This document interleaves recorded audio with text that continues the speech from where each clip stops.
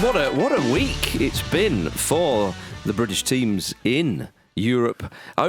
Everybody won, although Celtic didn't, but that's a good point on the road at Atalanta. It was, yeah. And who was the other team, the only other British team that didn't win in Europe on this fabulous week, Andy? Who was it?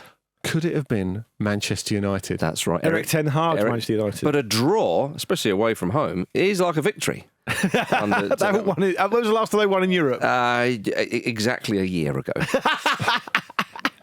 I was about to say, is that misleading? Well, because they don't play European fixtures as a club in the summer. Well, no, but so what? No, but it also means they haven't really progressed because there's lots of other sides who won them, at the start of the year and stuff because they went through. It doesn't matter. It's not. Yeah, I mean, look, it's their own fault. Yeah, that point in Porto, though. Come on. That was a great game. It was. Big slabhead to the rescue. That was a great game. I think this was a good game. Fenerbahçe won. It was. United won. Yeah.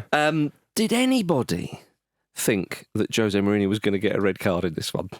Oh, my goodness me. And the thing was... the most predictable happening. The broadcaster as well. Lovely to see Jules in situ, as always. As always. The absolute jewel in the crown of European football broadcasting, in my view. The jewels in the crown. But exactly. But the commentary itself during the game and the director, whoever you want to blame for it, they need to be heavily chastised for this because no one knew what was happening. It's like Mourinho's all of a sudden up in the stands. Why have you not got a camera on him permanently? There was Mourinho cam, wasn't there? It took it ages to work out what had actually happened, though, didn't it? Yeah, well, what should have happened, especially from Mourinho's explanation, is maybe Clément Turpin, the referee, could have gone, yep, camera 6, right, over to camera 10. Yeah, that would have worked. What's Howard Webb saying? He's texting. Yeah, the situation was always going to present itself. Oh yeah, and it's always great to see Turkish teams in Europe because they're always chocked full of quality ex-Premier League players. Yes. This Fenerbahçe side is absolutely remarkable. The amount of household names in there, and you've got Mourinho on the touchline. Thinking, because he thinks he could still do the Man United job, and he thinks he could do it better than Ten Hag, and that's what you need. I was about to say that's not unreasonable.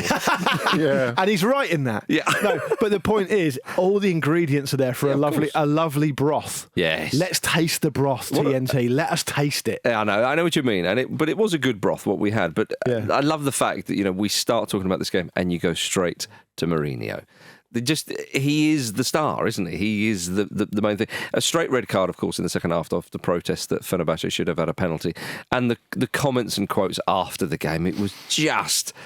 It felt like, do you remember when AC/DC came back with a shot in the dark? Yeah. And you're a bit like, and you thought to yourself, oh, they're not going to bring out an acoustic number. What is it? It's the same beat, it's the same guitar riff, and yet somehow it does feel fresh. Rock and roll train! That was another one. Yeah. It is exactly what you want. Yeah. It's the same formula, but just a little bit of a twist. It's going to see Chesney Hawkes live, isn't it? You know what you're going to get. What's he going to open with? Probably the one and only. He's probably going to play it twice. What's he going to close with? Yeah, exactly. Yeah. Oh, man. I mean, we can't say them all because we'd be here for the next 10 minutes, but Mourinho said, I don't want to speak about it after... he does. Yes, he does. And he continued after that. Yeah, I mean, that's the thing with an interviewer. The interviewer knew, I don't want to speak about it, but he does. Yeah. So I just rephrased the question just stand there, and off we go. After the match, the referee told me something incredible. He said he could see the action in the box and my behaviour on the touchline at the same time. I congratulate him because he is absolutely incredible. That is why he's one of the best referees in the world. Oh, yes. Oh, yes. There was a lot of good facial expressions from Mourinho during the game and after. One of the most enjoyable was when Andre Onana made those two incredible saves. My goodness me as well. But Mourinho looked sort of delighted because you knew... Mourinho thought, that's something I can bang on about in the post-match, which he did, saying, well, obviously we were the better team. We if it wasn't for two amazing saves, we would have won the game, blah, blah, blah, blah, blah. But Mourinho was in absolutely no doubt, Andy, as you could imagine, that Fenerbahçe were the better side, and it was Manchester United who got a point rather than the home side. Yeah, and I think it was quite interesting when you look at the team that he lined up, because at the weekend, they had... an away match at Samsunspor. And look, Samsunspor have started the season very well, so you have to respect them, and it's an away game and all the rest of it. But he thought, I'm not going to start St Maximin because we actually need to be able to do something off the ball when we haven't got the ball. And so he put in Filip Kostic as well, a winger who can defend instead of St Maximal. Did he pay that level of respect to Manchester United? No. Nope. He did not. And St Maximal had a lovely old time as well, by the way. Yeah, he did. He just did. I mean, it's a great delivery for En-Nesyri's goal. En-Nesyri couldn't miss it, and he's missed some quite unmissable chances this season. But he wasn't going to miss that one. I also, when I said earlier about the idea that there's loads of players who, and everyone listening to this who watched football for a while will know exactly what I mean when I say this. I can't quantify it, but you and I both know that there are players who've played in the Premier League that were always going to go and play in Turkey, are now playing in Turkey, and now seem like the most Turkish Super League teams, players that you can think of. And I'm thinking like Amrabat, Fred's one of them. Yeah. Andros Townsend out there. Yeah, and Talisman. Yeah. But if you look at the Man United team, they've got some Turkish Super League players. Oh, yes, they do. Big time. I'll tell you who they are as well. Christian Eriksen has got Turkish football written all over him now. Yes. Yeah. I would also say that Anthony has as well. Oh, but Anthony needs to revive his career in Turkey. I would say Lisandro Martinez has probably got a bit of Turkish Super League about him as well. Yeah, I think so. I'll be honest with you. I think every single Casemiro, come on, he's the most Turkish player you've ever seen. Yeah, I think he's more likely to go to Saudi these days. But I know what you mean. Yeah. If Casemiro rocked up in the midfield berth, Andy, for any Turkish team, would you be surprised? Oh, I'd be delighted. Good answer. But it's a great thing, the Turkish Super League, Andy. You often bang on about it, but you have some of these star names. You've got huge crowds, you've got great rivalries and all the rest of it. But presumably Turkish sides have a fair few quid because they can attract a lot of these players who would otherwise No, I don't think you need to have the money to spend it. That is the central conceit of Turkish Super League. It's like a big hall of mirrors. But the crowd...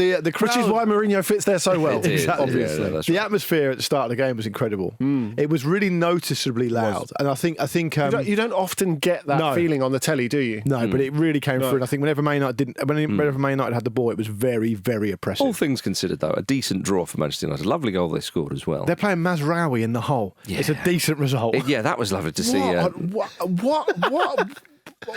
Yeah, I know. What is going on there? Element of surprise, Andy. Obviously. Yeah.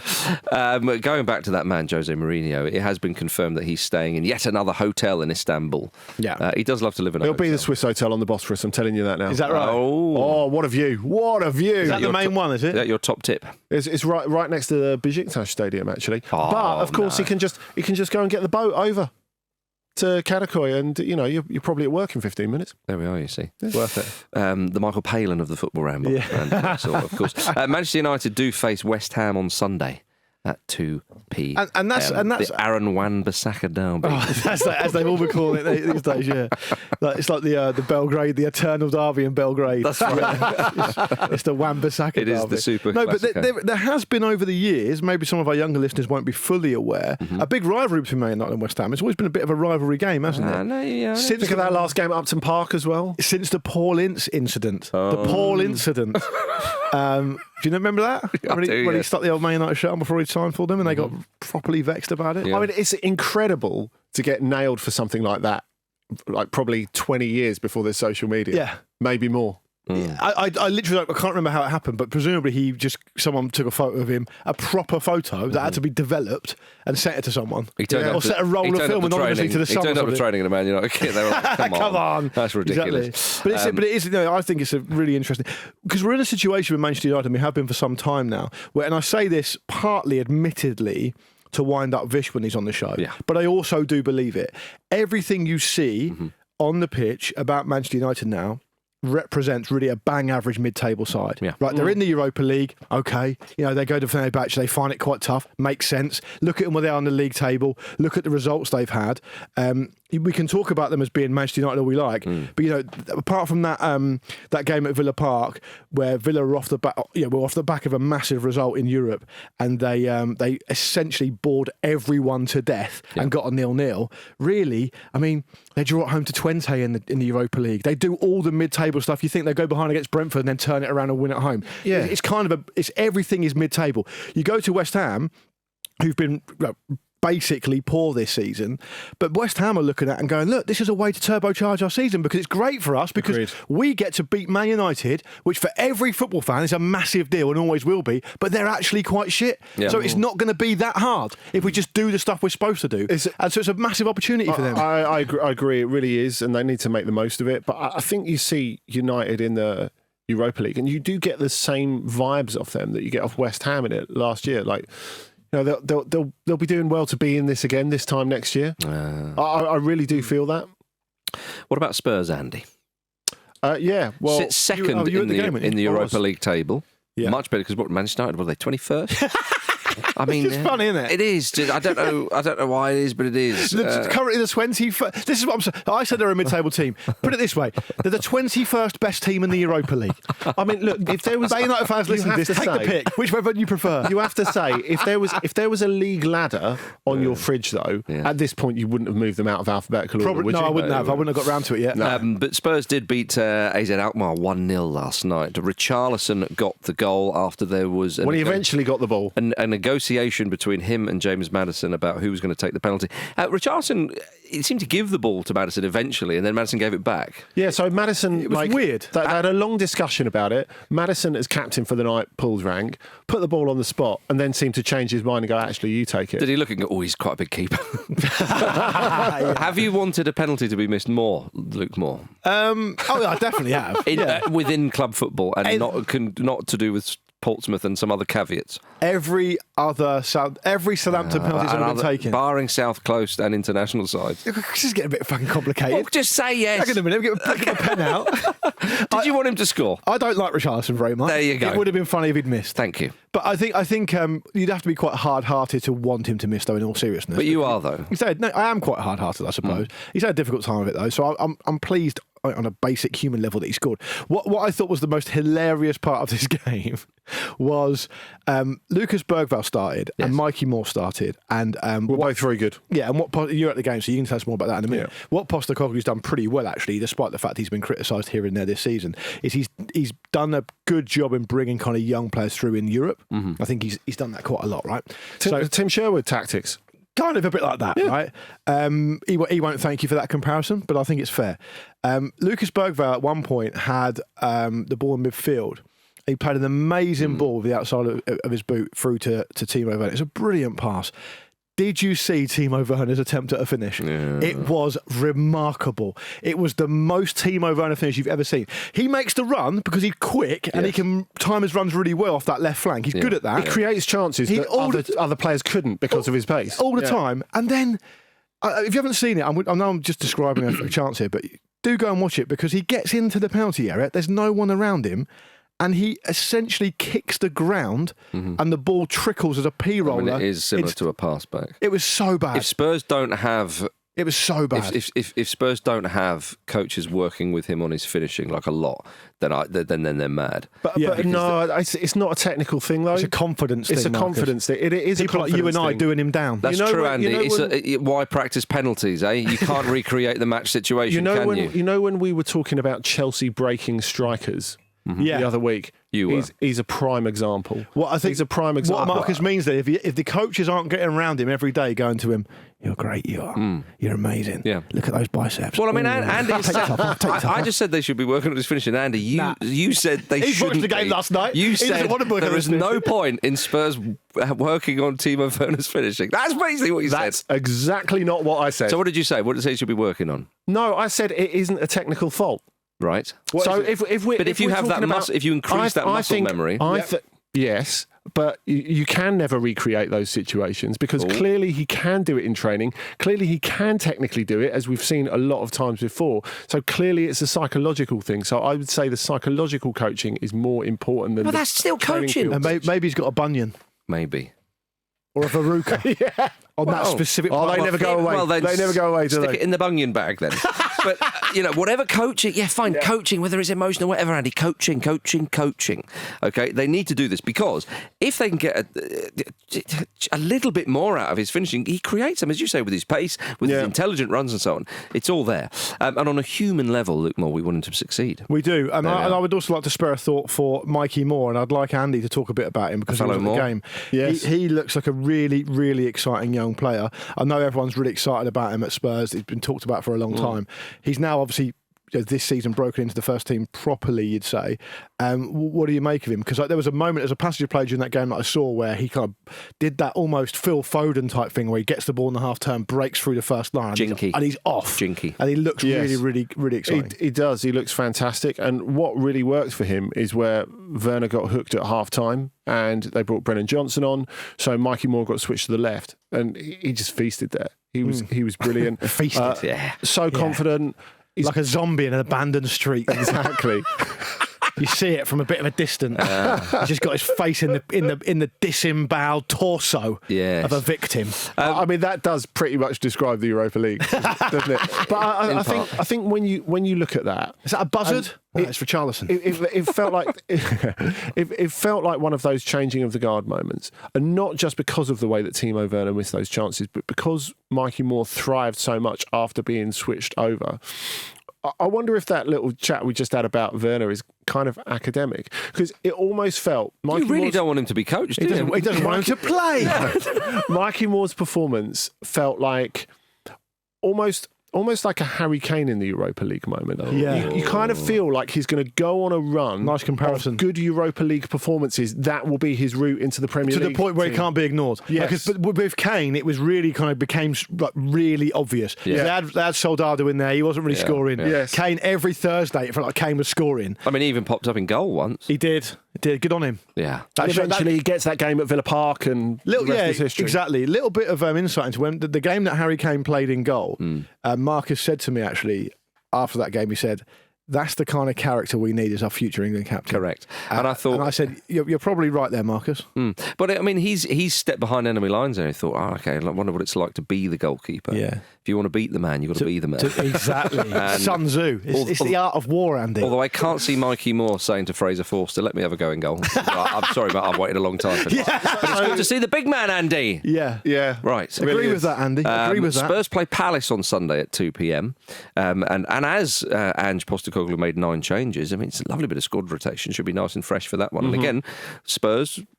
more often than not winning games as well. Palace desperate for a win. Spurs must be thinking, come on, the 3 points will surely be ours. Now, Panathinaikos 1, Chelsea 4 elsewhere in Europe. This is down in the Conference League, of course. What a win for Chelsea. Never easy going to old Panathinaikos, Andy, with the atmosphere and so on. But they made it bloody easy, didn't they? I mean, it turns out it's much easier if you're in the lovely Olympic Stadium rather than I did notice that. in Leophorus feeling. What was the reason for that, Andy? Well, I'll tell you the reason. Actually, hang on a minute. Yeah. What was the reason for that, Marcus? The game took place at the Athens Olympic Stadium, which has a capacity of 70,000. Panathinaikos had previously often used this stadium rather than their traditional smaller ground in Europe, but UEFA had forbidden using it last season because of structural issues with its steel dome. Apparently, authorities lost a manual with detailed instructions regarding the dome's maintenance, left behind by the architect who built the stadium in 2004. Where's the bloody book? Quite a fall from grace from the nation that quite literally gave us the Parthenon, which is still standing. Yeah. In a way. Well, so a lot of reconstruction. You can play a game in it either. I think it's realistic to imagine that the instructions caught fire due to some pyro. It could be. That might be it. But they make more money, would they, with the bigger stadium? Probably. Yeah, but you've got to pay to hire it, don't you? That's true, actually. That's right. Well, don't tell me that. We just did the Palladium. Oh, yeah. You know what I mean? Don't come for free. No, that's true, yeah. But a good win for Chelsea. Just good to see Mudryk get a goal. Yes, it was good indeed. And assists as well. Yeah. João Felix. I mean, you see that side and you think they do have a lot of... For the Conference League. I know, it's a piss take. I mean, Andy, you have rightly said it's before. It's like a 25-year-old man going to a underage disco.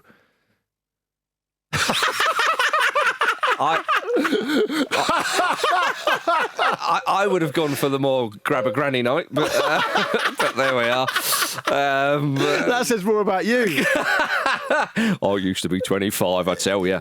Can't remember it though, can we? Oh dear, but yeah. I always say, it's like Jay-Z's line about ants and sledgehammers, really. It is. It's like. Let me do another one. Yeah, okay. Move on. Let's try and do another one here. Well, get on with it then. It's like taking a monster truck to a Scare Electric festival. Okay. Yeah? Does that work? That's fine. Thank you. Any more for any more? Maybe our listeners can get involved. Maybe they can. Maybe. Only if they're Patreon subscribers. Yeah. But the financial disparities are particularly stark in the Conference League. Sure, Andy. but as you mentioned when you tried to suck the romance out of West Ham's win. Yeah. Yeah, I was planning to do the same with Villa, but they couldn't get it over the line. I'm sure you could do it with Chelsea, though, and a lot of people would be behind you on that. Every single week when West Ham won it, every single week they got closer. Andy was sat in the studio going, well, they're just doing what they should be doing. I mean, look at the budgets. That's what you were doing every week. And that's why you're not welcome there anymore. Have you still got your flat in East London? You have to put your hood up when you go around there, do you? Yeah, exactly. Andy. Well, yeah, Chelsea playing Newcastle on Sunday at 2 p.m. That's a classic. Well. If you don't mind me saying, Marcus, that's a classic Premier League fixture as well. Do you think? I think so. That's got to be a classic Premier League fixture. I think it is. Yeah. There was a time when Newcastle obviously left the Premier League, but when they came back... I mean, the question I have over Chelsea at the moment, and they were excellent last night against, we have to say, one of the bigger and better teams in the Conference League as well, because Panathinaikos, by Greek standards, spent a bit of money this summer. They're a big club, for sure. Yeah, and they spent a bit of money this summer. They've got some good players, even though they rotated as well. Yeah. But I just wonder, because they've made such a separation between the Premier League and the Conference League, of course, we know Cole Palmer and a couple of others are not in the Conference League team. I mean, as you say, the connection between Joao Felix and Mudryk was brilliant. And Kunku did himself a bit of good, and maybe it's a little bit different for him. But do you think there's a route by playing well in the Conference League to get into the Premier League I know what you mean. team? Because I'm not sure that it feels like that. Well, I did think that, and I look at a player like Joao Felix. I know he's only 24, but... You remember that season. What is he and what does he do? Yeah, I mean, you remember the season when they won the league with Benfica all those years ago, and he lit it up that year. And then, of course, gets a huge move to Atletico Madrid. He's played for Barcelona. He did play for Chelsea in the Prem for a bit and so on. And now he's obviously back there. And you think, he is just a squad player. I think it depends. Is this? I understand that there's only so many clubs that could afford him when he was obviously going to leave Atleti and stuff. It's the most modern football career path ever, isn't it? It is, and you kind of think with the raw talent he has, it's quite something. But he just hasn't found a home. He hasn't found a team where he can really kind of flourish. So my answer to Andy's specific question, though, about whether you playing well in the Conference League can be a pathway through to Chelsea's Premier League side, the answer surely is it just depends who you are. Because if you're a young player and you are just trying to get as much experience as you can, that's one thing. I think there is a kind of element almost that playing in the Conference League for Chelsea in the current iteration of their team is almost like a glorified televised bomb squad. Yeah. And the Conference League is the Conference League. It'll be great if they win it. To do an Andy impression for just a second, they should be winning it for sure. That's right. But it's not gonna live long in the memory like the West Ham one does for obvious reasons. So it kind of depends on which way you look at it. Yeah. Like if you look at one of the things I was really surprised about. I read this. I think Sky Sports published a graphic this week. I haven't got it in front of me, so you have to forgive me on the detail. Enzo Fernandez, his record at Chelsea when he's played and when he's not played. Their win rate without him is like 80-something%, and their win rate with him is like 20-something%. Huh. Get him in the Conference League. Well, they have done. Yeah. I mean, to give the others a chance. Have we got the competition for you, Enzo? Is that not an expression of the different eras of Chelsea that he has played through? Might be. I'm not sure, but because he's been there for a little bit longer than you remember, and stuff has changed more than you might like to recognise. But what do you make of? Time. Yeah, but people He's not been there that long. But people will use that kind of graphic. No, but so much has changed. But Andy, listen. I'm answering your question, or I'm going to do it in the form of another question back to you. Okay. Because you're the European football expert here. When people do that kind of graphic, they do it like a Rodri, and they go, look at Man City's record without him. No, they can't win without him. Yeah. And they win 99% of their games with him. It's the opposite with Enzo Fernandez at Chelsea. And that I don't know why that is, but it's interesting to see. I was very surprised to see it. It is. Before we go for a break, I did say at the start that it was a great week, and specifically a great night last night for the British clubs, because the Welsh side, the New Saints, TNS won in the Europa Conference League. They beat Astana 2-0 to become the first domestic Welsh club to win a game in the group stages of a major European competition. It's amazing. This was amazing. What a winner, because Astana were in the Champions League not that long ago. Yeah, they played really well as well, New Saints. The opening goal, the Rory Holden header, is such a good header as well. The ball's like a little bit behind him, and he sort of cranes his neck, but still manages to get a load of power in it. And isn't it wonderful to see European football at Shrewsbury Town? It is. I was about to say they're a Welsh team, but they play in England, right? Yeah, in Oswestry, but their ground's not big enough, so they're playing at Shrewsbury. Look, Nice. I know you don't like the old Saints, but can you get behind the new Saints? They'll be dancing on the streets of Total Network Solutions again, Marcus, tonight. That's The how I new see it. Saints. The new Saints, exactly. Come on. I That's a have great no win. truck whatsoever Yes. for the original Saints. No, But these guys, they're fine by me. That's one Saints I can get behind. the new ones And I've got no problem with the ordained saints of, say, any particular church. Either. Yeah, or Utah. No, definitely not a problem with Utah Saints. Fucking definitely not. Okay. All right, coming up after this, Arsenal take on Slot's unstoppable lot. See you in a moment. Human beings sometimes need to get punished. Ooh. Never boring, and he's not wrong. Arsenal host Liverpool on Sunday, 4:30.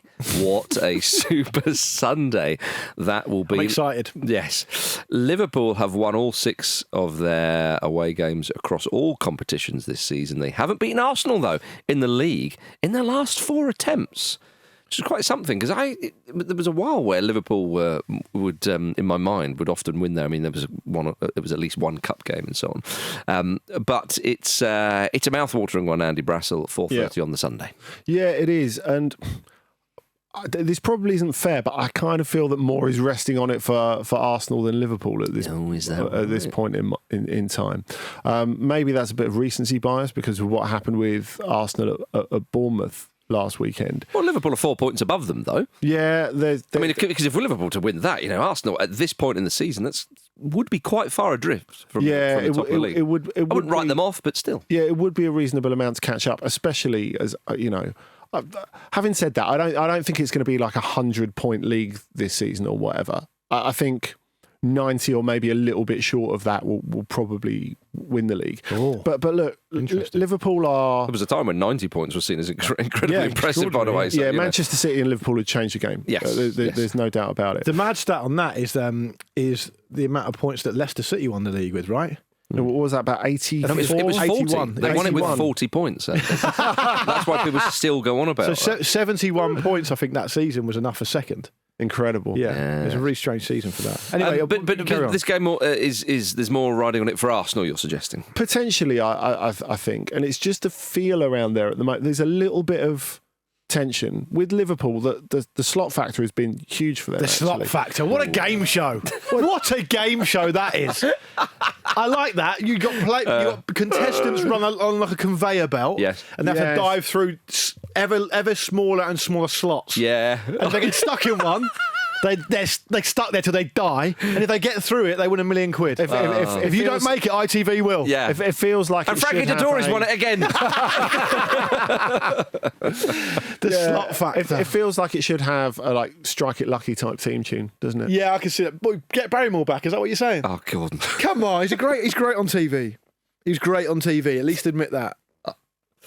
No, I'm not admitting anything. Okay, fine. Yeah. Do you like the slot factor as an idea? Last time I saw him on TV was that Channel 4 documentary. What do you think about the slot factor? Who would you have to host it? Definitely not him. What about Ant and Dec? I know they just got in trouble for allegedly supporting the old Piff Posse bid on the old text. Oh, did they? Yeah, Them and phones. allegedly. The chronology of it is quite incriminating, It is. some might say. I think their career will survive it though. Yes. So maybe they could do it. What's Anne Robinson up to? Welcome to the slot factor. I'm not sure that works. I don't think she can carry it. Oh, dear. Well, Let's be honest, it'll be Ramesh Ranganathan. Yeah. That's all right. No, he does everything though, doesn't he? Not everything. He doesn't do this. Yeah, well, commentators kiss a desk. tune in for tomorrow's mailbag. A what? Before we move away from unbearable tension, I think that's kind of the issue with with Arsenal at the moment, as I was saying, because it was really interesting to me, and we talked about it on Wednesday's show, how after the Shakhtar game, Mikel Arteta talked about how he'd taken Ben White off at half time because he was on a booking and because of what had happened to them recently. Now, if Ben White's not their best defender, he's pretty close. And to be in a situation where you feel that you can't trust one of your best defenders on a booking, I mean, that suggests a little bit of an air of residual tension. Look, we know Arsenal... Or a big conspiracy against Arsenal, as some people have suggested on Twitter this week. Yeah, probably. Yeah, probably that. No, we're going to talk about conspiracies and all that on tomorrow's mailbag. But I'll just do it then. Yeah. I think when you look at Arsenal, they are comfortably good enough to win the league. But Comfortably? no, I didn't say they're good enough to win the league comfortably. I said they are comfortably good enough to win the league. Yeah, you're right. It's There's totally a- different. there's a Totally different. Little word puzzle Yes. for you, Mike. But they are also at a very tricky point where if they don't play it right over the next month, they could play themselves out of contention. I know what you I mean. think that's fair. I think that, yes. Marcus. Yes. Tell Andy about the lemons. The lemons. To answer your previous question, You're talking about lemons in an Arsenal section. Jim's not going to be happy with this. Richard O'Brien, although he's a bit old now. Yeah. Bradley Walsh. Safe pair of hands. Yeah. Leave his son out. Yeah. Leave his son out. Sorry, it took me a moment and a good old Google. Now but I do, got there. now do Andy about What were we the talking lemons. about? Football. Yes, another Mikel Arteta motivational method has come out of Zinchenko's new book. Obviously, we had the pickpockets, Yeah. which was an all-time high or low, depending on how you look at it. I enjoyed that. Zinchenko talked about the waiter who was a football freestyler. Yeah. He We had the didn't know- heart and the brain as well. Heart on the brain. Heart on the brain. classic. Yeah, but you can buy pin badges of that, can't you, Yeah. on the Arsenal club? It's a classic. It's because they got a very, very swept up merchandise operation. They have, yeah. You can't argue with that. Arteta apparently said ahead of an important game against Manchester City, of course, that every player was given a lemon and a knife and a glass. Arteta said, guys, I want you to squeeze these lemons as hard as you can. Just as well we knew there were lemons in the room. Yeah. In the end, we will add all of it in a bowl and we will see how much we can achieve together. The juice is our team magic. Now, it seems all really holistic, but what you don't know is these are Pochettino's Yeah, lemons. lemons. He's fuming. He's like Jack Nicholson in The Shining. Somewhere else in the building, just smashing shit down with the axe. And the day after, Pochettino left Chelsea. he nicked them. That is quite something, isn't it? I think this is great. I think that imagine the stuff that goes through Arteta's mind, and he goes, "Nah, that's a bit too out there. My favourite I bit. can't do that with the lads." My favourite bit is that Zinchenko claims that once everyone was done, Arteta went to one of the players who Zinchenko doesn't name and says, "Did you squeeze enough?" And that player said, "Yes, boss." He said, "Okay, let me see." He took the lemon, squeezed it, and a bit of juice came out. Still, he said, "Guys, this is a message. You can always add more." Yeah. It's great stuff. Or you can always bring on someone fresher who's not been doing the squeezing to add a little bit more. The worst case scenario is a few people are going to leave that room feeling a bit confused. Yes. That's the worst it's going to get. Yes. Some people might really buy into it. Indeed. I think we've done very well not to mention Willies there, haven't we? Can I make a point about this game and why I'm so excited about it? So on Wednesday, I did Ramble Reacts with Pete. Always a minefield. How about that? He wore a Monster Energy drink cardboard box hat for half of it. That's what I was dealing with. Because he thought he was on the Carabao Cup, didn't he? Yeah, he just won't acknowledge Red Bull. No. He's a monster guy through and through. That's true. And you and I are Carabao till we die, so it's a conflict of interest there. Any of those brands are welcome to sponsor this show, by the way, just to let you know. I said on that show, this for me is probably the most interesting Premier League game of the season so far. Oh, rub those thighs. Because I think that you find out what Liverpool are made of. Because as you've already mentioned, they struggle against Arsenal traditionally.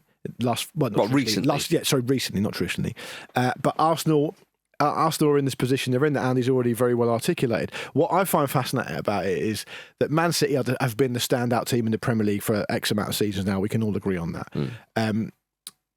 Is this representative, this Sunday game, of a passing of the baton across already for Liverpool to be the second best team in the Premier League? Ooh. Because if Liverpool go to the Emirates and win well, which is possible, given the kind of start that Arsenal have had, this kind of tension that Andy's mentioned, which I agree with, it could really be a moment. But if Arsenal battle back and double down and really go for it and they win, I think that's also an interesting outcome because it tells us what we'll learn about Slot's Liverpool because we haven't really found that out yet. Totally. And I would also say, I think Arsenal, given the players they've got available, given the injuries, that it's not just injuries, is it? Saliba will be out through suspension. Odegaard being the obvious one, potentially Calafiori, potentially Saka, potentially Timber. Yeah. You know, I would be staggered if Saka doesn't play. Fine, but he is listed as doubtful at the moment. It looks like Ben White might have to play centre-back, Thomas Partey might have to play right-back. If all the ingredients are there for Arteta to be able to say to them, look, we're up against it here. Yeah. We're backs against the wall. Squeeze those bloody lemons. Get your lemons out for the lads. Yep. What are we made of? Yes. I suspect what will probably happen is Arsenal would have seen what Liverpool have been capable of so far this season, particularly away from home, and they will do like a turbocharged version of something they've been very good at in recent months, and that is to really lock it down and make it really difficult for Liverpool. But I still think that'll be a fascinating game. All right, everybody. Coming up after this, Evangelos Marinakis has been at it again, and a bad result for Fizzer. Right then, everybody. This weekend gets underway in the Premier League. Not on Saturdays, you said, at 12:30. It's tonight, baby! But tonight, Friday night, Andy Brassel, I 8 got PM. a feeling. Come on, Andy. Ooh, that tonight's gonna be a good night.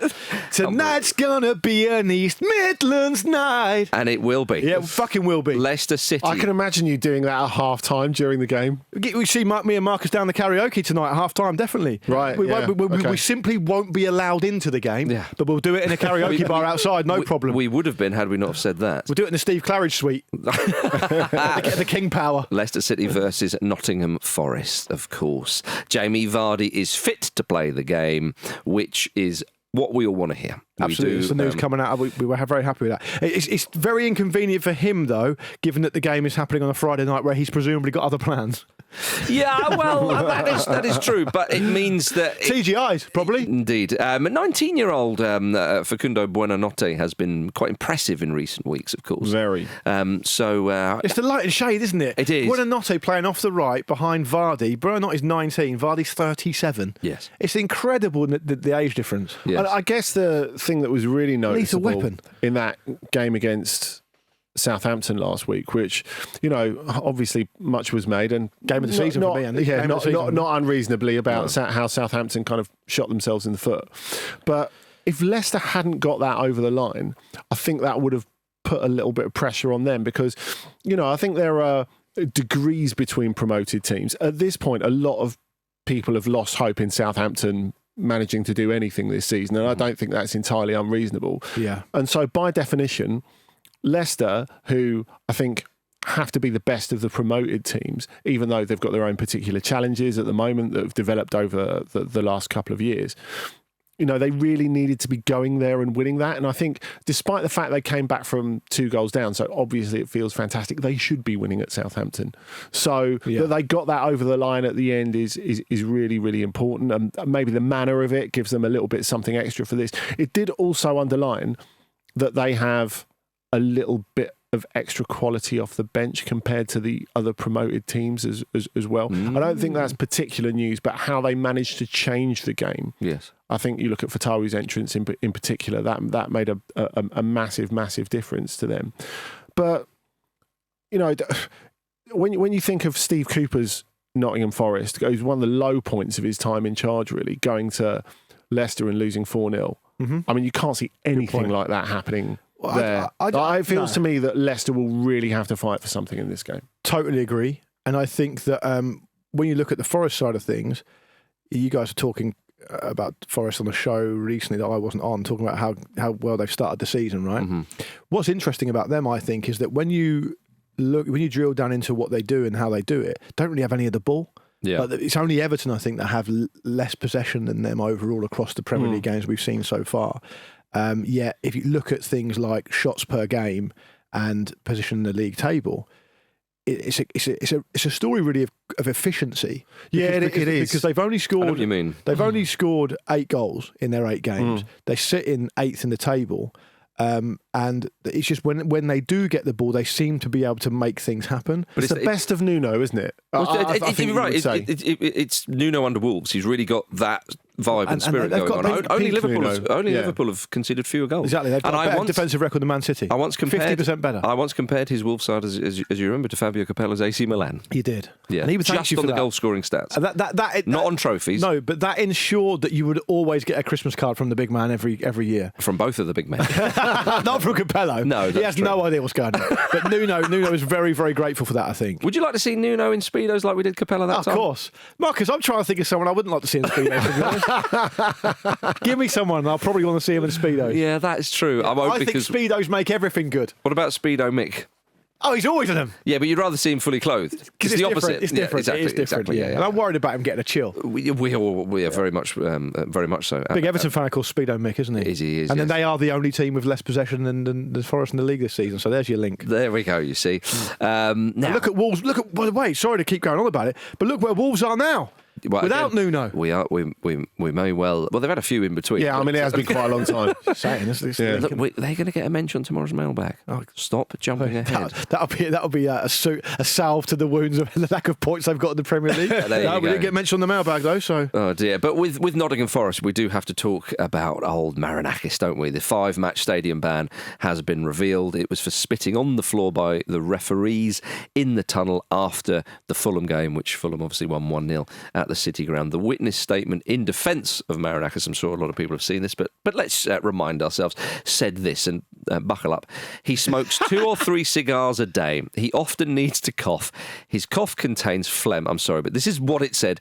If he has to spit, he spits in a tissue if it is available, or on the floor if he does not have one available. Sometimes when he coughs, oh dear, spit or phlegm can go on the floor. On the day of the incident, he was suffering from a hacking cough. He was taking lozenges. As the officials approached, he felt the cough coming on and he coughed on the floor down to his right, which was away from the path the officials were taking. He cannot remember if any spittle left his mouth. This is the best thing we've done on the Ramble this season. But if it did, and he does not challenge that some might well have done it, come out of his gob, it certainly was not aimed at the referee's feet and did not hit anybody. He fails to see how coughing, where spit or phlegm can come out from any person towards the floor in a relatively crowded tunnel, is a misconduct. Now, if I was on the jury or the judge, you just look at him and go, is that it? Yeah. Is that your defence? You see, I have some sympathy because I remember when I was playing football at school, I received quite heavy tackle in a game and I twisted my ankle quite badly and couldn't really walk properly afterwards.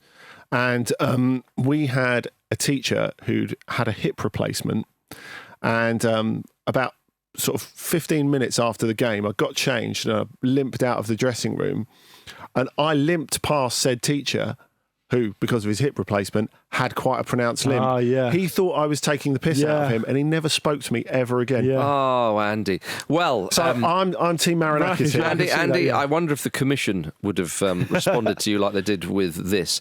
Yes, the Commission rejected this defence, calling it completely implausible. No point goes the whole length of doing the statement. Yeah, as none of the officials mentioned coughing, and the CCTV backed it up. I also, it's really reminiscent of. Are you guys aware of the Dick Cheney hunting accident in 2006? I remember it. I can't remember the details. So at the time, Dick Cheney was the Vice President of the United States, and he shot a friend of his while on a hunt in Texas. Right. And he had to, obviously, there's loads of other detail in this, which you can look into if you want. His friend didn't die, but it was he basically shot him. Yes. And by accident, and. Dick Cheney, of course, in his capacity as vice president, had to release a statement, but he didn't want to release a statement saying, "Yeah, I just accidentally shot my mate in the chest." And I haven't got the thing in front of me, but the statement said something like remarkable, like Dick Cheney's arm was the hand that had the finger which pulled the trigger, which fired the gun, which accidentally shot someone. Basically trying to remove himself from the entire thing, even though he basically is saying it in a completely different way. Yeah, I shot him by accident. Yeah. That's what Marinakis is doing here. Unbelievable. And this is hot off the heels of him being so angry that he threw his pass for Craven Cottage in a hedge. It's always against Fulham. I know. I know. Maybe the calmness of Fulham in general, just he can't stand Maybe it. he wants a bit of Fulham, but he can't have them. Perhaps. Yeah. Perhaps. Maybe he sees the Victoria sponge cakes in the stand and thinks, this is a bit of me. I need it. Maybe. Yeah. Maybe. All right. Before we get to the grand finale of the preview show, we have to mention Phil Neville and Portland Timbers because we were so excited after their Cascadia Cup win. Oh, you got a lot of stick for that, you lot, didn't you? Well, I mean, Andy and Jim and Vish, I think it were. Jim was incredibly disrespectful. He was, yeah. And I was going to say Some listeners have been very upset with that. This is a cup competition set up by the fans, by the way. I know, yeah. And it should be. And I think the Pacific Northwest region, beautiful part of the world. I'll take your word for it. I've never been there, but I'd love to. It's a beautiful part of the world. Look, Pacific, come on. Yeah. Yeah, absolutely right. Because some great cities up there. What do you make of Jim and Andy's and Vish's position on this in retrospect, in the cold light of day? I don't need retrospect. Yeah. I knew it at the time. Piss poor. It was really poor. Really piss poor. See, I'm just thinking I didn't really say much. All right, here, you got your chance now. But you got your chance. Yeah. All that is necessary for evil to flourish is for good men to do nothing. Exactly. Right, okay, so you're... You know the error of your ways. Right. You know what Vish can be like, easily led. Yes, exactly. And Jim led the charge. He did. So, so the Cascadia Cup still gleaming. All right. Can't touch that. No, you can't. What would Jim Bowen say about that, Marcus? That's safe. Okay. And they then moved on to, some might say, the more prestigious competition of the MLS playoffs, and then obviously towards the... Well, it depends which way you look at it. Indeed, it is. Well, they faced Vancouver Whitecaps on Wednesday night. Team they know well. And before the game, what did Phil Neville say? He said, God is a Timbers fan. Oh, he did say that, yeah. yeah. And the Whitecaps manager didn't believe in God, so he wasn't fazed by that. Well, let's find out just exactly how little he was fazed by it when we hear about the result. Portland Timbers lost 5-0. As I say, Cascadia Cup still gleaming. Don't forget that. Respect. But they... but yeah, they lost 5-0. Fucking respect. Indeed. Thank you very much.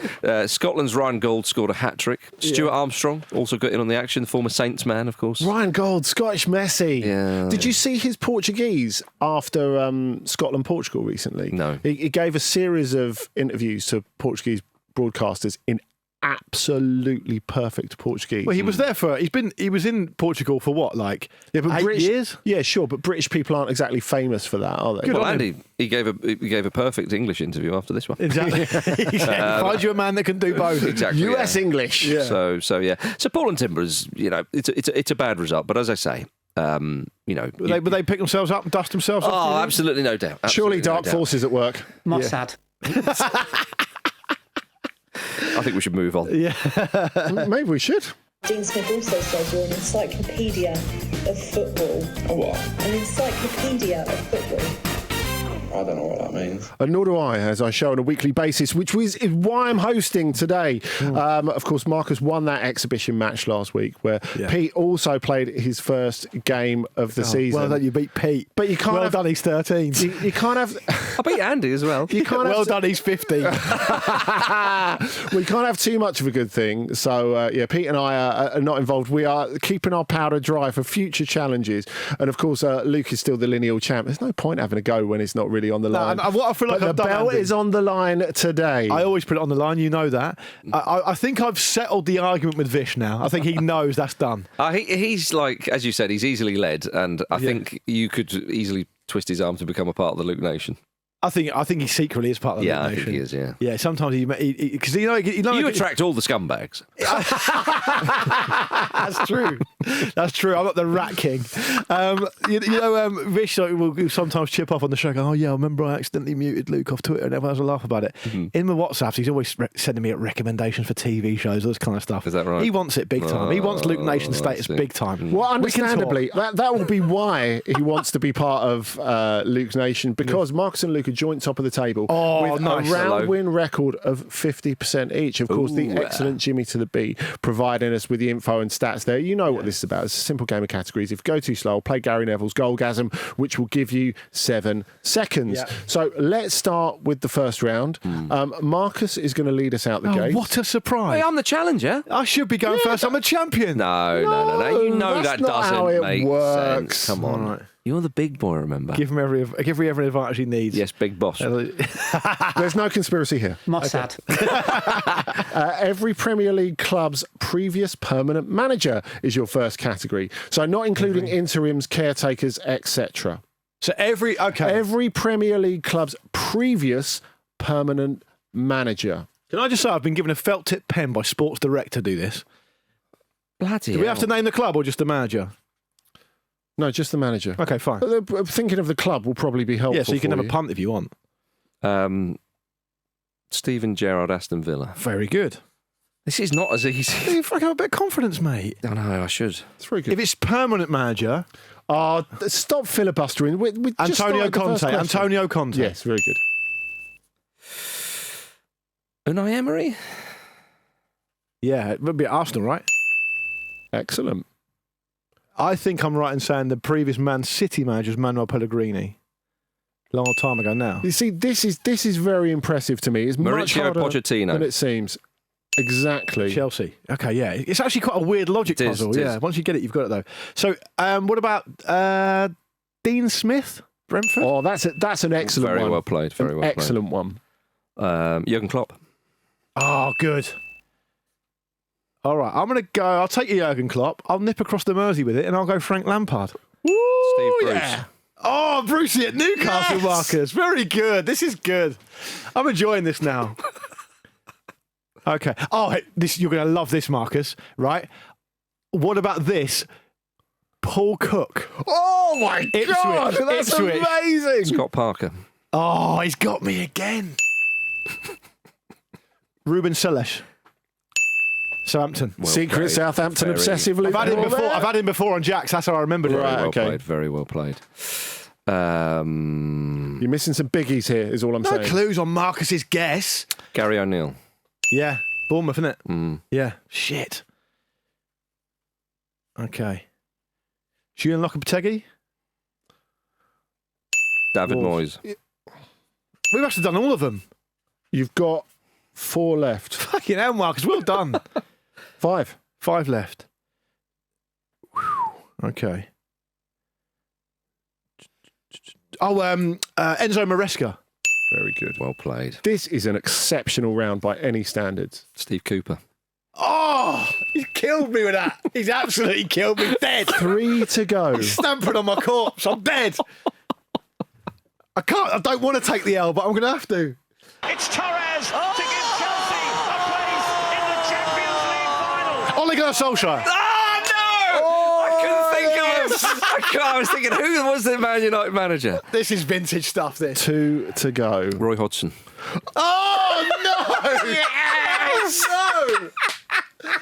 Oh, no. Have we ever completed a round We on have not Jack's Encyclopedia before? Oi. There If is he does, we both get a Gary point. Neville the There's bastard. one. But we're not going to get Gary one. Neville the bastard.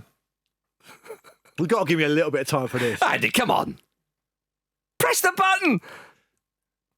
It's Torres to give Chelsea a place in the Champions League final. You have to give it to you. I've not got nothing. I've got nothing. That was brilliant. Well done. That was brilliant. Winning it on Roy the Boy. Yeah. What was it? Roberto De Zerbi. Oh, Brighton. Tough one. Quite tough biggie, one. but that was an exceptional round. Vintage. Very hard Jackson earned point. I thought I had you a couple times. man. If it was in my power to give you half a point, well, I still wouldn't. Yeah. But, Fair enough. it's not in my power anyway. Yeah. What a game. Right, that was exceptional. So 1-0 to the Speller. See, I want Jose Mourinho this, just defend. You get to start this time, Luke, which is a bonus. The 20 French players with the most Premier League appearances. Oh, blimey. Oh, okay. That's a little bit more straightforward on paper, anyway. On paper. Some good names in here, obviously. Yeah. Okay, I'll start with... the tactic with this is to go with ones that you think Marcus is going to try and get for. And my pen's run out, by the way. Thierry Henry. That's a good one. Hugo Lloris. Got to be. Yeah. N'Golo Conte. Nicely done. Lauren Koscielny. Got to be. The pace of this is excellent, by the way. Samir Nasri. Ooh. Wait. Surely Nicholas Anelka. Got to be. Okay.